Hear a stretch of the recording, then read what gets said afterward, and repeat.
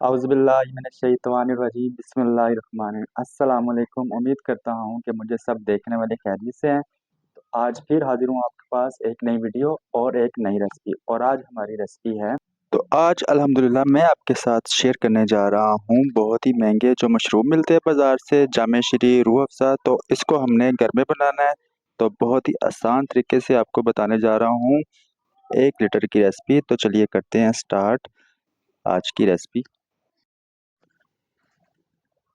जो मेन चीज़ है मैं वो आपको दिखा दूं कि एक ट्रे हमारे पास गुलाब की पत्तियां हैं, तो फ्रेश वाली हैं ये हमारे पास। इनको हमने अच्छी तरह धो लिया। 1 किलो हमारे पास चीनी है। एक चुकंदर इसमें ऐड करेंगे और 1.25 लीटर पानी इसमें हमने ऐड कर लेना है। तो कैसे करना है, तो वीडियो को स्किप नहीं करना, आपने मुकम्मल देखनी। तकरीबन 1.25 लीटर पानी हमने कढ़ाई में रख लिया और नीचे आग भी रेडी है। अब इसमें हमने जो एक ट्रे पत्तियों की हैं वो इसमें ऐड कर देते हैं। पत्तियों के साथ ही ऐड कर देंगे चुकंदर। तो चुकंदर डालने का मकसद ये होता है कि फूड कलर जो इसमें हमने ऐड करना है वो कम ज़रूरत पड़ती है। अगर आप उसे नहीं पसंद करते तो उसको स्किप भी कर सकते हैं। तो अगर आपको ओरिजिनल कलर चाहिए तो एक चुकंदर इसमें आपने और ऐड कर लेनी है। तो इसको अब थोड़ा सा मिक्स कर लेते हैं। तो इनका हमको कलर चाहिए और थोड़ा सा खुशबू और रस आ जाएगा इसका। मिक्स करने के बाद अब इसमें हमने थोड़ा सा संदल बूरा ऐड कर देना। अगर ये आपके पास नहीं है तो इसको स्किप कर दें, कोई मसला नहीं होता। तो ये सिर्फ खुशबू के लिए हम इसमें ऐड कर रहे हैं थोड़ा सा संदल बूरा। अब इसको हम अच्छी तरह से पका लेते हैं। पानी जब उबलना शुरू हो जाए तब इसको हमने आग स्लो करके 15 मिनट के लिए इसको स्टीम दे देनी, ताकि जो इसका रस है अच्छी तरह से जज़ब हो जाए इसमें, और जो चुकंदर इसमें ऐड किया उसका कलर अच्छी तरह से निकल जाए उसमें से। तो इसको 10 से 15 मिनट के लिए स्टीम लगा देते हैं ताकि अच्छी तरह ये पक जाए। तकरीबन 15 मिनट हो गए। अब इसका हम ढक्कन उठा सकते हैं। तो मैं आपको दिखा दूं, तो ये देखिए सारा कलर इसका पानी में जज़ब हो गया। तो पत्तियों का कलर भी सारा उतर गया और चुकंदर का भी। अब इसको हमने स्टेन कर लेना। पत्तियों को हमने अच्छी तरह से स्टेन कर लिया, ये मैं आपको दिखा दूं। तो जैसे हमने 1.25 लीटर पानी डाला था, तो वो जब पानी खुश्क होता है तो तकरीबन 1 लीटर पानी हमारे पास ये रह गया। तो 1 लीटर में हमने 1 किलो चीनी ऐड करनी है। तो कैसे ऐड करनी मैं आपको दिखाता हूँ कैसे। इसी के साथ हम जब पानी गर्म होना स्टार्ट हो जाए इसमें 1 किलो चीनी ऐड कर देनी है। तो इसको याद से आपने साथ साथ हिलाते रहना है ताकि ये नीचे ना लग जाए। तो इसको मेल्ट भी करना है, साथ साथ हिलाते भी रहना है। तो जब मेल्ट हो जाएगी तो बाकी चीज़ें हम मैं बाद में डालता हूँ, वो आपने वीडियो को स्किप नहीं करना, मुकम्मल देखनी है। जैसे जैसे चीनी मेल्ट हो रही है तो वैसे वैसे मैं आपको साथ साथ दिखाता जाऊंगा। तो इसमें आधा टीस्पून मैं रेड वाला कलर ऐड कर रहा हूँ, जिससे हम तो फूड कलर इसमें ऐड कर देते हैं।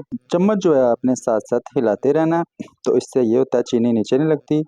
तो फूड कलर ऐड डालने का मकसद, 1 चम्मच अब इस हमने थोड़ा सेंध डालना है। तो तस्वीर में आपको ये देख के दिखा दूं, तो ये बाजार से आराम से मिल जाता है। तो 1 चम्मच हमने इसका ऐड कर लेना।